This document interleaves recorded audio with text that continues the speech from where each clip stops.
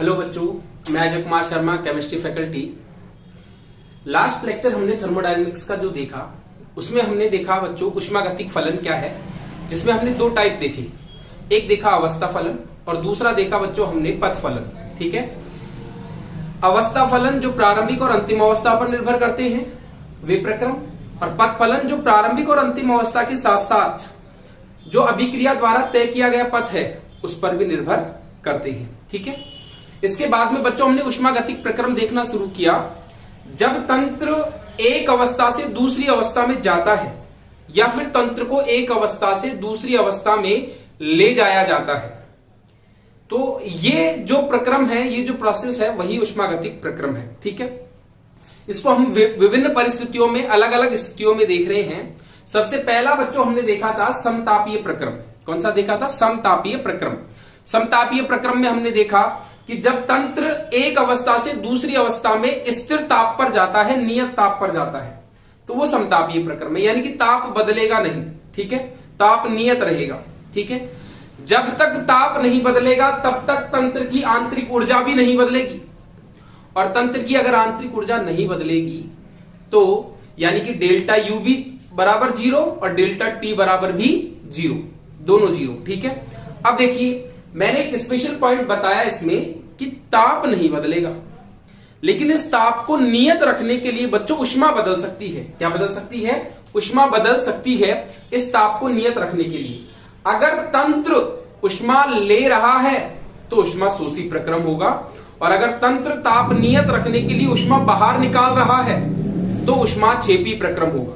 ठीक है बच्चों, इसके बाद में समदाबीय प्रक्रम हमने देखा।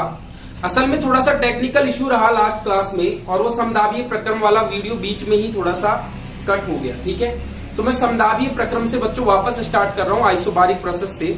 तो यहां से हम वापस देख रहे हैं, कोई अगर प्रॉब्लम आती है तो आप मुझे बता सकते हैं। ठीक है, अब देखिए जरा ध्यान से, समदाबीय प्रक्रम सेकंड है बच्चों।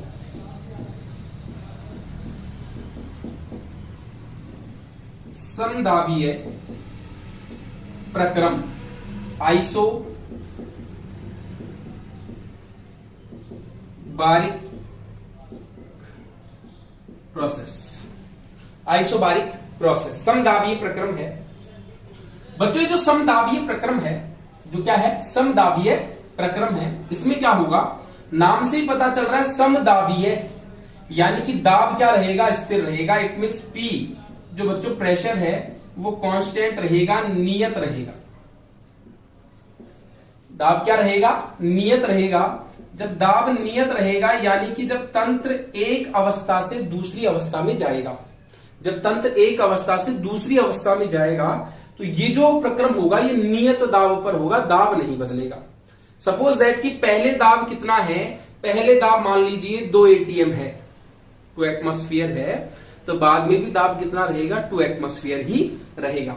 अब बच्चों ऐसी स्थिति में डेल्टा पी बराबर क्या होगा? जीरो होगा। क्यों? क्योंकि P2 अंतिम अवस्था में जो दाब है वही तो प्रारंभिक अवस्था में दाब है। तो प्रारंभिक अवस्था में भी 2 atm, अंतिम अवस्था में भी 2 atm, तो 2 में से 2 गया क्या? जीरो।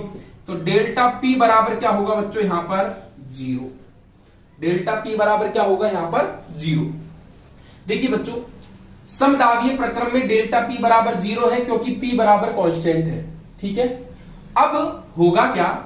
देखिए हम जानते हैं कि तंत्र द्वारा किया गया कार्य, तंत्र द्वारा जो किया गया कार्य है, तंत्र द्वारा किया गया जो कार्य है बच्चों, W बराबर क्या होता है? Minus P delta we. Minus P delta we. Minus P delta we का मतलब क्या है? माइनस क्यों लिया है? क्योंकि तंत्र कार्य कर रहा है। अगर तंत्र पर कार्य होता तो फिर W बराबर क्या होता? पॉजिटिव। ठीक है, तो तंत्र द्वारा किया गया कार्य minus P delta we. P यहां पर क्या है? तंत्र पर प्रयुक्त दाब है, जो दाब लगाया जा रहा है, और डेल्टा वी क्या है? तंत्र द्वारा जो आयतन में परिवर्तन किया जा रहा है। ठीक है, तो डेल्टा वी यहां पर आयतन में वृद्धि है। ठीक है, और P यहां पर क्या है? प्रयुक्त दाब है। तो W बराबर माइनस पी डेल्टा वी, तंत्र द्वारा किया गया कार्य W बराबर माइनस पी डेल्टा वी। बच्चों डेल्टा P बराबर जीरो है, ध्यान से सुनिएगा। यहां P बराबर नियत है और डेल्टा P बराबर 0 है, ना कि P बराबर 0 है। तो P बराबर नियत है लेकिन शून्य नहीं, लेकिन शून्य नहीं। अरे हम यहां पे इस ये जो फॉर्मूला है इसमें हमने डेल्टा P थोड़ी लिखा हुआ है, इसमें हमने क्या लिखा हुआ है P, और P 0 थोड़ी है, P तो नियत है, कोई वैल्यू है, 2 एटीएम है, 3 एटीएम है, 5 एटीएम है, ठीक है। तो ऐसी स्थिति में P नियत है लेकिन 0 नहीं है, और 0 नहीं है बच्चों तो W बराबर कभी भी, अगर ये 0 होता तो पूरा 0 हो जाता, लेकिन ये नियत है, 1 2 3 कुछ ना कुछ इसका वैल्यू है, इसलिए कभी भी W बराबर 0 नहीं होगा। W is not equal to 0। तो यहां पर अपने पास जो पॉइंट आया वो क्या आया निकल के इंपॉर्टेंट, कि समदाबीय प्रक्रम में, समदाबीय प्रक्रम में तंत्र द्वारा किया गया कार्य कभी भी शून्य नहीं होता है। समदाबीय प्रक्रम में तंत्र द्वारा किया गया कार्य कभी भी शून्य नहीं होता है। क्लियर है मेरी बात बच्चों? एनी डाउट, किसी भी तरीके का कोई भी डाउट हो? ठीक है। थर्ड देखते हैं बच्चों हम, सम आयतनिक प्रक्रम। कौन सा प्रक्रम है? सम आयतनिक प्रक्रम। और बच्चों सम आयतनिक प्रक्रम जो है इसे हम कहते हैं आइसोकोरिक प्रोसेस। क्या कहेंगे? Isochoric process. आइसोकोरिक प्रोसेस में क्या है बच्चों?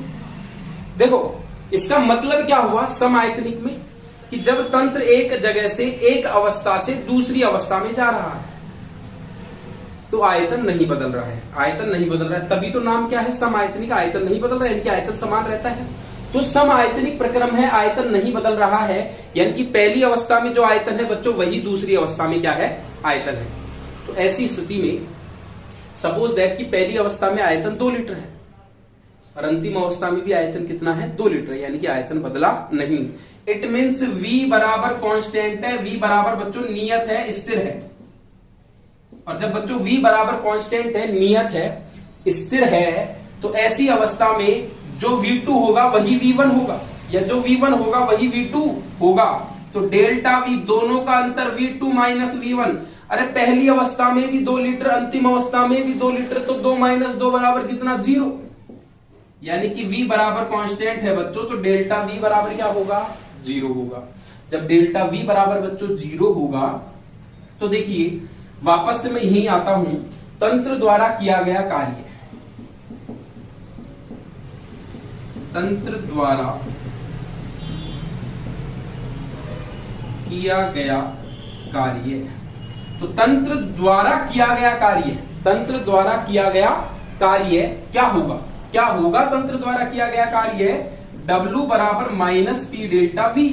पहले भी तो लिख चुके हैं हम, W बराबर माइनस P डेल्टा V। बताइए इस बार डेल्टा V क्या है? 0। अरे डेल्टा V क्या है? 0। और जब बच्चों डेल्टा V बराबर 0 तो W बराबर पूरा भी क्या हो जाएगा? 0। ठीक है। तो हमारे पास 2 स्टेटमेंट निकल के आए यहां से। क्या क्या निकल के आए? कि समदाबीय प्रक्रम में तंत्र द्वारा किया गया कार्य कभी भी 0 नहीं होता है, कभी भी शून्य नहीं हो सकता है। लेकिन सम आयतनिक प्रक्रम में बच्चों तंत्र द्वारा किया गया कार्य W बराबर क्या होगा?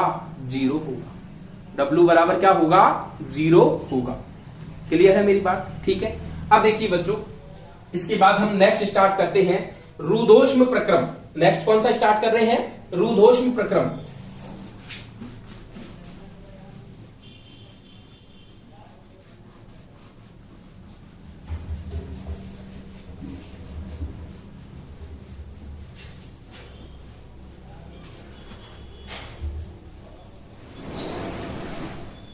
देखिए बच्चों, अब हम देख रहे हैं कौन सा? रुद्धोष्म प्रक्रम।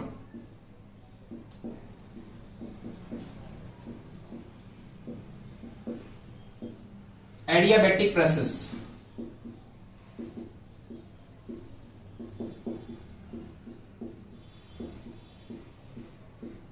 Adiabatic process. देखो बच्चों, रुद्धोष्म प्रक्रम क्या है? रुद्धोष्म यानी कि जहां ऊष्मा का आदान प्रदान नहीं होता है, जहां ऊष्मा का आदान प्रदान नहीं होता है वो क्या है बच्चों? रुद्धोष्म प्रक्रम है। ठीक है।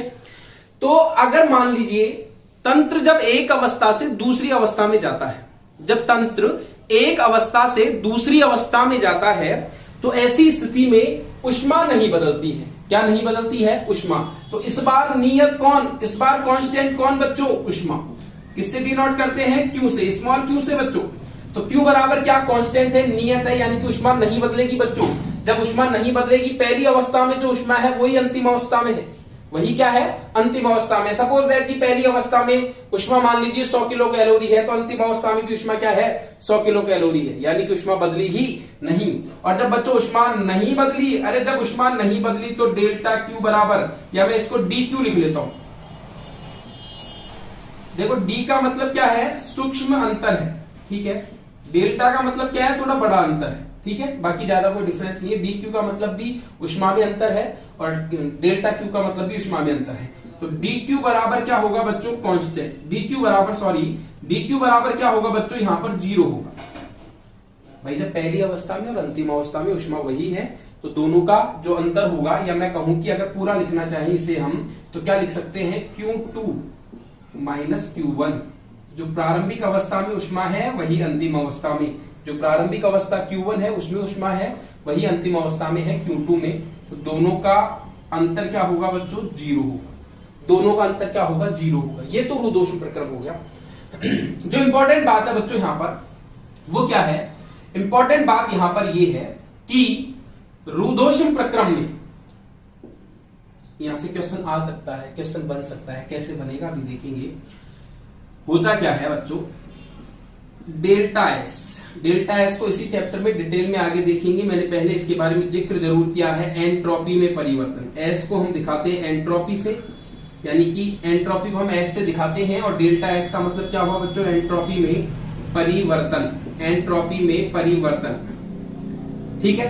तो डेल्टा एस बराबर क्या होता है बच्चों? D Q upon T. D Q का मतलब है बच्चों ऊष्मा में अंतर, और टी यहां पर क्या है बच्चों? टेम्परेचर। टी यहां पर क्या है? टेम्परेचर, ठीक है। तो डेल्टा एस बराबर क्या होता है? D Q upon T, D Q upon T. अब देखिए रुद्धोष्म प्रक्रम में,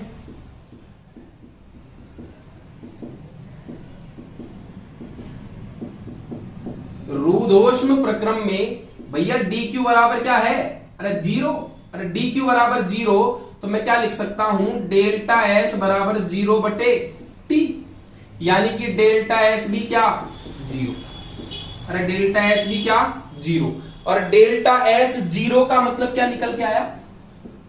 अरे डेल्टा एस 0 का मतलब ये निकल के आया कि जो प्रारंभिक अवस्था में एंट्रोपी है वही अंतिम अवस्था में एंट्रोपी है। इसलिए दोनों एंट्रोपी का, दोनों अवस्थाओं की एंट्रोपी का जो अंतर हुआ वो कितना हो गया? 0। यानी कि डेल्टा एस बराबर S2 माइनस S1, या डेल्टा एस बराबर 0, यानी कि जो S1 है वही S2 है, ठीक है। तो डेल्टा एस क्या हो गया? यहां पर 0 हो गया, ठीक है। यानी कि इस स्टेटमेंट से मैं क्या कह सकता हूं? एस यहां पर जो है वही द्वितीय, मतलब सेकंड कंडीशन में है, जो प्रारंभिक अवस्था में है वही अंतिम अवस्था में है। तो एस यहां पर क्या हो गया बच्चों? कांस्टेंट हो गया। बदला कहां? अगर बदलता तो डेल्टा एस का कुछ वैल्यू आता, चाहे वो निगेटिव में आता चाहे वो पॉजिटिव में आता, लेकिन बदला ही नहीं। तो बदला नहीं तो एस बराबर क्या है? कांस्टेंट है, तभी तो डेल्टा एस बराबर 0 आया। जब एस बराबर बच्चों कांस्टेंट है तो ऐसा प्रक्रम, अरे ऐसा प्रक्रम सम एंट्रोपिक प्रक्रम कहलाता है, आइसो एंट्रोपिक प्रोसेस कहलाता है। ये हुआ आपका कंपटीशन का क्वेश्चन, ठीक है, जो थ्योरी बेस्ड क्वेश्चन बन सकता है। न्यूमेरिकल्स अपन देखेंगे इस चैप्टर में काफी आगे। तो S बराबर कांस्टेंट हुआ, तो ये क्या हो गया? सम एंट्रोपिक प्रक्रम। यानी कि यहां से क्वेश्चन क्या बनेगा कि कौन सा प्रक्रम सम एंट्रोपिक प्रक्रम भी कहलाता है? समतापीय, समदाबीय, समायतनिक, रुद्धोष्म प्रक्रम। 4 आपको ऑप्शन मिले, किस पे टिक मारना है? रुद्धोष्म प्रक्रम पर टिक मारना है। रुद्धोष्म प्रक्रम में उष्मा में अंतर जीरो, जब उष्मा में अंतर जीरो तो एंट्रोपी में अंतर भी जीरो, एंट्रोपी का परिवर्तन भी जीरो, और एंट्रोपी का परिवर्तन जीरो तो S बराबर कांस्टेंट, यानी कि S बराबर क्या है बच्चों, नियत है। इसीलिए रुद्धोष्म प्रक्रम को सम एंट्रोपिक प्रक्रम भी कहते हैं। ठीक है, चलो आगे देखते हैं बच्चों चक्रीय प्रक्रम। कौन सा प्रक्रम है? चक्रीय प्रक्रम, साइक्लिक प्रोसेस।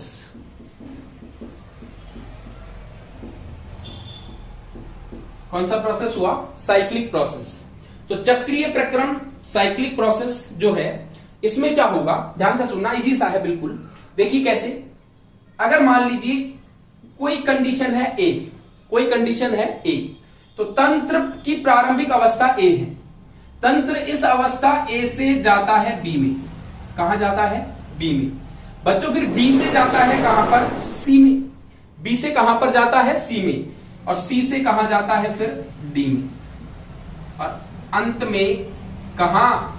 वापस ए पे ही चला जाता है। तो तंत्र अपनी प्रारंभिक अवस्था से ए से बी पर, बी से सी पर और सी से डी पर, और डी से वापस कहां आ गया? ए पर। यानी कि चक्कर लगा दिया ना पूरा। हम जहां से शुरू हुए और वहीं पर आ गए तो हमारा एक चक्कर लग गया। समझ गए बात को? तो चक्रीय प्रक्रम ऐसा प्रक्रम जिसमें तंत्र, ऐसा प्रक्रम, ध्यान से सुनना, रटने की जरूरत नहीं है, बिल्कुल इसको देख के ही डेफिनेशन बनाएंगे। ऐसा प्रक्रम जिसमें तंत्र, ऐसा प्रक्रम जिसमें तंत्र अपनी प्रारंभिक अवस्था, अपनी प्रारंभिक अवस्था क्या माना है अपन ने? ए। ऐसा प्रक्रम जिसमें तंत्र अपनी प्रारंभिक अवस्था ए से प्रारंभ होकर विभिन्न अवस्थाओं से गुजरता हुआ पुनः अपनी प्रारंभिक अवस्था पर लौट आता है, चक्रीय प्रक्रम कहलाता है। ऐसा प्रक्रम जिसमें तंत्र अपनी प्रारंभिक अवस्था से शुरू होकर विभिन्न अवस्थाओं से गुजरता हुआ, विभिन्न पथों से गुजरता हुआ पुनः अपनी प्रारंभिक अवस्था में लौट आता है, चक्रीय प्रक्रम कहलाता है। ठीक है, और ध्यान रखिए बच्चों, चक्रीय प्रक्रम के लिए अवस्था फलनों के, ये इंपॉर्टेंट बात होगी नोट के जरिए, कि चक्रीय प्रक्रम में अवस्था फलनों के मान हमेशा क्या रहेंगे बच्चों? शून्य रहेंगे। अरे अवस्था फलनों के मान क्या रहेंगे बच्चों? शून्य रहेंगे। अवस्था फलन कौन कौन से मैं बता चुका हूं जब मैंने आपको ऊष्मागतिक फलन पढ़ाया। अवस्था फलन डेल्टा यू आंतरिक ऊर्जा अवस्था फलन है, U2 माइनस U1 बराबर 0। अरे जो प्रारंभिक अवस्था है वही तो अंतिम अवस्था है, प्रारंभिक अवस्था भी ए, और घूम घाम के आया कहां पर? उन्हें अपने घर को, यानी कि ए पर ही। ठीक है, तो प्रारंभिक अवस्था भी ए बच्चों और अंतिम अवस्था भी ए, और जब दोनों प्रारंभिक और अंतिम अवस्था ए की हैं तो U2 माइनस U1 बराबर 0, U2 माइनस U1 बराबर 0। ठीक है, अब देखो ऐसे ही आंतरिक ऊर्जा का हो गया। दूसरा एंथैल्पी डेल्टा एच, ये भी क्या है? अवस्था फलन है, H2 माइनस H1 बराबर 0। Delta S entropy, H2 minus S1 बराबर 0। Delta G G2 minus G1 बराबर 0। तो ये सब क्या है बच्चों? अवस्था फलन। तो चक्रीय प्रक्रम में अवस्था फलनों के मान हमेशा क्या होंगे? 0 होंगे, लेकिन पथ फलनों के मान कभी भी 0 नहीं होंगे। अरे पथ फलनों के मान कभी भी 0, कभी भी शून्य नहीं होंगे। अवस्था फलनों के मान शून्य होंगे, लेकिन पथ फलन के मान कभी भी शून्य नहीं होंगे। यानी कि ऊष्मा नॉट इक्वल टू 0, 0 नहीं होगा। कार्य नॉट इक्वल टू 0, यानी कि कार्य का मान भी 0 नहीं होगा। तो चक्रीय प्रक्रम जो जहां से शुरू हो वहीं पर आकर खत्म हो जाए, चक्रीय प्रक्रम है। अवस्था फलनों के मान यहां पर शून्य होंगे, लेकिन पथ फलनों का मान कभी भी शून्य नहीं होता है। क्लियर है? तो ये अपना क्या हुआ? रुद्धोष्म प्रक्रम हो गया। दूसरा क्या हो गया बच्चों? चक्रीय प्रक्रम हो गया। इसके बाद हम देखेंगे उत्क्रमणीय प्रक्रम और अनुत्क्रमणीय प्रक्रम। ठीक है, तो इसे रफ कर रहे हैं, आगे देखेंगे उत्क्रमणीय और अनुत्क्रमणीय प्रक्रम।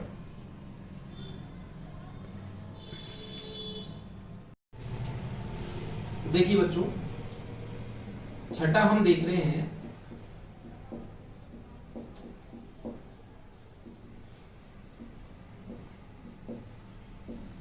उत्क्रमणीय प्रक्रम। अब उत्क्रमणीय प्रक्रम क्या है बच्चों? Reversible process. अब रिवर्सिबल प्रोसेस क्या है? देखिए रिवर्सिबल प्रोसेस में क्या होगा कि तंत्र एक अवस्था से दूसरी अवस्था में जा रहा है। तंत्र अपनी प्रारंभिक अवस्था से अंतिम अवस्था में जा रहा है, लेकिन अगर हम कंडीशंस को थोड़ा सा चेंज कर दें, अगर हम कंडीशंस को थोड़ा सा चेंज कर दें, कुछ अवस्थाएं बदल दें, कुछ परिस्थितियां बदल दें, तो तंत्र पुनः अपनी प्रारंभिक अवस्था में लौटने लगता है। तंत्र पुनः अपनी प्रारंभिक अवस्था में लौटने लगता है।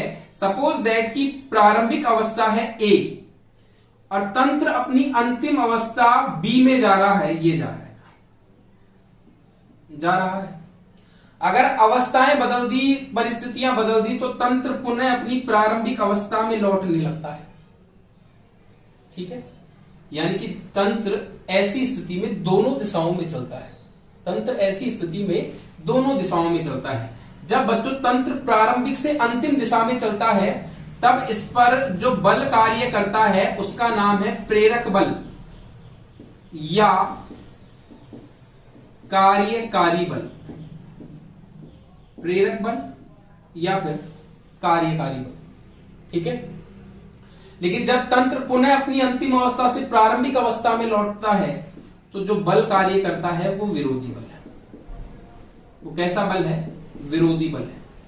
इसको इस तरह से समझ सकते हैं आप कि मैं इधर जाना चाहता हूं, मैं इधर जा रहा हूं, तो मैं अपनी तरफ से किधर?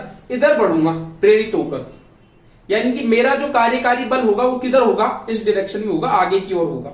ठीक है, लेकिन अगर मान लीजिए उधर से कोई मुझे वापस धक्का मार रहा है, तो वो मेरा विरोधी बल हुआ। वो मुझे पुनः वापस से किधर धकेलेगा? मेरी प्रारंभिक अवस्था में धकेलेगा, यानी कि जिधर मैं जा रहा हूं उसके विपरीत दिशा में धक्का मारेगा। ठीक है, तो ऐसे में अगर मान लीजिए ये प्रेरक बल और कार्यकारी बल दोनों लगभग बराबर हैं, प्रेरक बल और कार्यकारी बल बच्चों, अगर ये दोनों बल लगभग बराबर हैं, अगर ये दोनों बल क्या है? लगभग बराबर है, तो होगा क्या?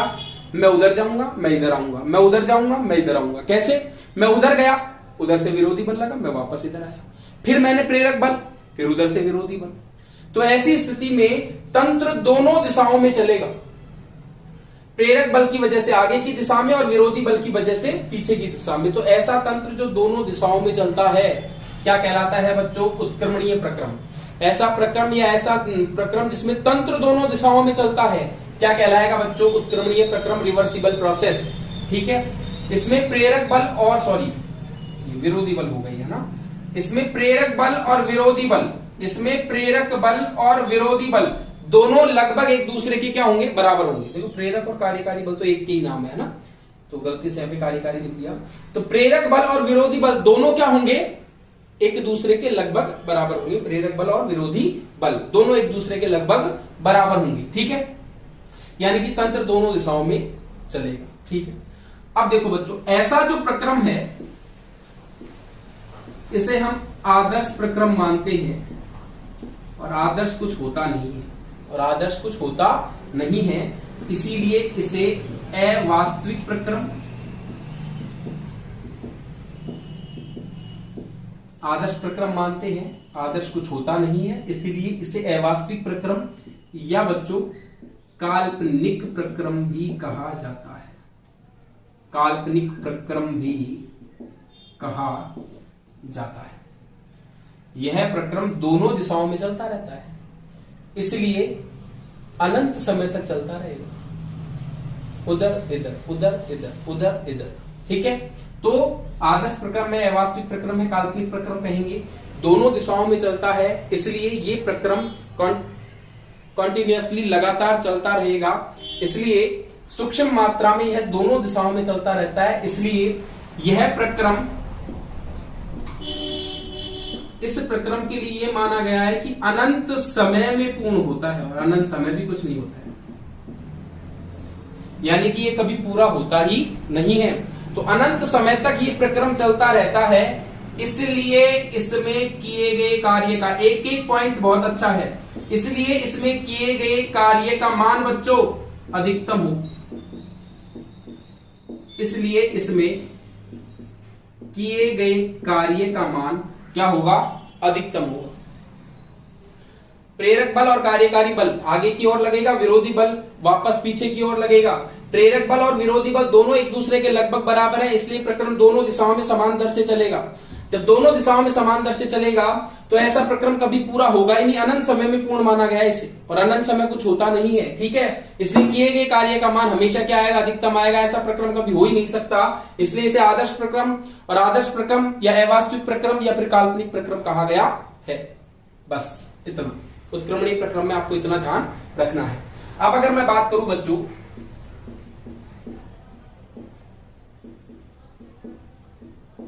अनुत्क्रमणीय प्रक्रम की, इररिवर्सिबल प्रोसेस, इररिवर्सिबल प्रोसेस, ठीक है। अनुत्क्रमणीय प्रक्रम की बात करते हैं, इररिवर्सिबल प्रोसेस की बात करते हैं, जस्ट उल्टा। यानी कि अब सामने वाला जो विरोधी बल है ना, वो मेरे प्रेरक बल की तुलना में नगण्य है। वो कितना ही विरोध कर ले, लेकिन मेरा प्रेरक बल इतना ज्यादा है कि मैं हमेशा कहां जाऊंगा, आगे की दिशा में जाऊंगा। अब चाहे परिस्थितियां बदल दी जाए या अवस्था बदल दी जाए, मैं कभी भी बैकवर्ड डायरेक्शन में, पश्चिम दिशा में कभी नहीं जाऊंगा। यानी कि तंत्र हमेशा कहां जाएगा, आगे की दिशा में जाएगा। तंत्र हमेशा कहां जाएगा, आगे की दिशा में जाएगा, लौटकर पुनः प्रारंभिक अवस्था में नहीं आएगा। तो ध्यान रखिए, यहां पर जो तंत्र है वो हमेशा किधर जाएगा बच्चों, आगे की दिशा में जाएगा। ए से कहां जाएगा, बी में जाएगा। ए से कहां जाएगा बच्चों, बी में जाएगा, ठीक है। तो ए से तंत्र हमेशा कहां जाएगा, बी में जाएगा। अनुत्क्रमणीय प्रक्रम में ऐसी स्थिति में प्रेरक बल जो है बच्चों वो विरोधी बल की तुलना में बहुत अधिक होता है। अरे प्रेरक बल विरोधी बल की तुलना में बहुत अधिक होता है। जब प्रेरक बल विरोधी बल की तुलना में बहुत अधिक है, जब प्रेरक बल विरोधी बल की तुलना में बहुत अधिक है, तो प्रक्रम हमेशा कहां जाएगा, आगे जाएगा, ठीक है बच्चों। ऐसे जो प्रक्रम है ये कुछ समय में पूर्ण हो जाते हैं, कुछ समय में क्या हो जाते हैं, पूर्ण हो जाते हैं। इसलिए किए गए कार्य का मान अधिकतम नहीं होगा, अधिकतम नहीं होगा। कुछ ना कुछ आएगा, कोई ना कोई तो कार्य किया है, लेकिन अधिकतम नहीं है, क्योंकि अगर दोनों दिशाओं में चलता रहे तो उसकी कोई लिमिट ही नहीं है। एक काम है मुझे दिया गया, ठीक है, और वो काम है मेरे को दिया गया, मैं उसको एक डेडिकेशन के साथ फॉरवर्ड डायरेक्शन में कर रहा हूं, आगे की दिशा में कर रहा हूं, ठीक है। तो वो कार्य कुछ समय में खत्म हो जाएगा। मेरे को जो कार्य उसमें करना था मैंने किया, उस कार्य को खत्म कर दिया। लेकिन कोई कार्य ऐसा है हो ही नहीं रहा है, हो ही नहीं रहा है, हो ही नहीं रहा है, अनंत समय तक चल रहा है, तो मैं कार्य करता रहूंगा, करता रहूंगा, करता रहूंगा। तो उसमें कार्य का किया गया जो कार्य है उसका मान क्या आएगा, अधिकतम आएगा। इसमें किए गए कार्य का मान अधिकतम जो है वो नहीं होता है, कुछ ना कुछ कार्य का मान अपने पास निकल के आता है। कुछ समय में ये जो प्रक्रम है पूरे हो जाते हैं। कुछ एग्जांपल्स ले रहा हूं डेली लाइफ के, जैसे कि गैसों का आपस में मिलना, गैसों का आपस में मिलना।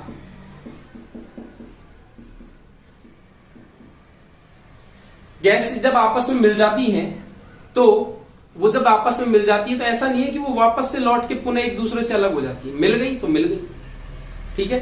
तो गैसें जब आपस में मिल गई तो वो हमेशा आगे की दिशा में, जैसे कि हमने एक गैस को इधर से रिलीज किया और एक गैस को इधर से रिलीज किया, ठीक है। अब अगर मान लीजिए इधर से कोई मतलब कि दाब ज्यादा है, वायु का दाब ज्यादा है, तो दोनों गैसें आपस में मिलती हुई उधर की ओर निकलेंगी। समझ रहे हैं मेरी बात को, ठीक है। तो गैसों का आपस में मिलना क्या है बच्चों, अनुत्क्रमणीय प्रक्रम है।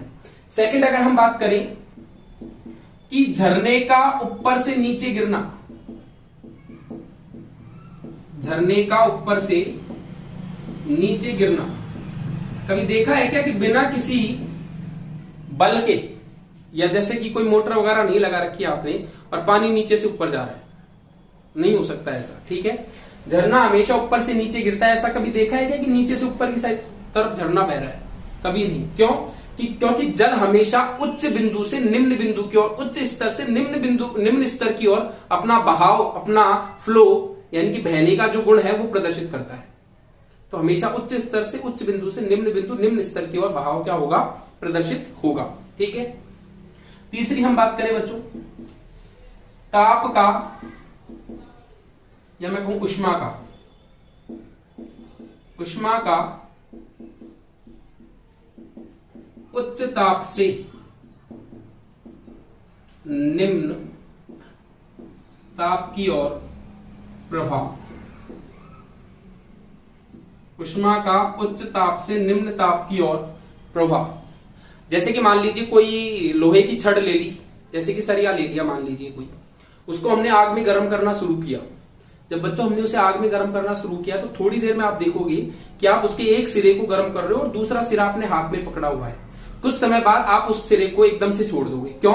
क्योंकि जो आपने एक सिरा आग में डाला हुआ है वो उच्च ताप की ओर है और जो आपने पकड़ा हुआ है वो अभी ठंडा है, वो निम्न ताप की ओर है। लेकिन उच्च ताप से धीरे धीरे ऊष्मा प्रवाहित होकर कहां आएगी, हाथ की ओर आएगी, यानी कि निम्न ताप की ओर आएगी, जिसकी वजह से आपको एकदम से गर्म लगेगा सरिया और आप एकदम से छोड़ देंगे। ठीक है।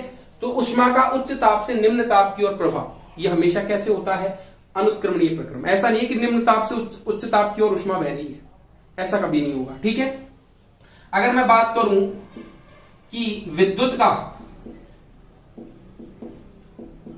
का उच्च विभव, या विद्युत धारा कह दीजिए, विद्युत धारा का उच्च विभव से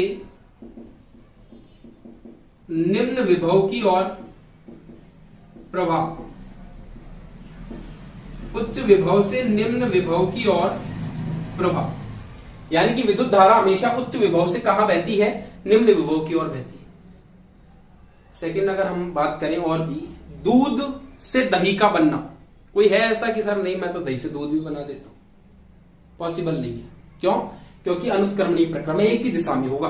दूध से दही बनेगा, दही से वापस दूध नहीं बनाया जा सकता है। ठीक है। तो बच्चों ये हमने देखा उत्क्रमणीय प्रक्रम और अनुत्क्रमणीय प्रक्रम, इजी से है। कुछ मैंने एग्जांपल्स डिस्कस किए इसके। ये आदर्श प्रक्रम है, इसके कोई एग्जांपल्स हो नहीं सकते हैं, इसलिए मैंने कोई बताया भी नहीं है। मैंने पहले कह दिया आदर्श प्रक्रम में, अवास्तविक प्रक्रम में, काल्पनिक प्रक्रम में ऐसा हो ही नहीं सकता है। ठीक है। आदर्श चीजें होती ही नहीं है दुनिया में। तो अनुत्क्रमणीय प्रक्रम जो है, प्रेरक बल है उसमें वो विरोधी बल से ज्यादा है, इसलिए अभिक्रिया हमेशा आगे की दिशा में जाएगी। मैंने कुछ एग्जांपल्स बताए डेली लाइफ से, जिनको आप इमेजिन करके समझ भी सकते हैं कि हाँ ऐसा होता है। सबसे अच्छा जो डेली लाइफ में है कि दूध से दही का जमना। ठीक है। दही से वापस दूध नहीं बनाया जा सकता। क्लियर है बच्चों मेरी बात? ठीक है। तो ये आपके ऊष्मागतिक प्रक्रम खत्म होते हैं। कल हम देखेंगे आंतरिक ऊर्जा क्या है, ऊष्मा क्या है, कार्य क्या है। ठीक है। तो ये सारी चीजें अब डिस्कस करेंगे हम नेक्स्ट लेक्चर में। थैंक यू बच्चों, देखते रहिए, पढ़ते रहिए। कोई प्रॉब्लम आती है तो आप मेरे तक पहुंचा सकते हैं कैसे भी। Okay, thank you.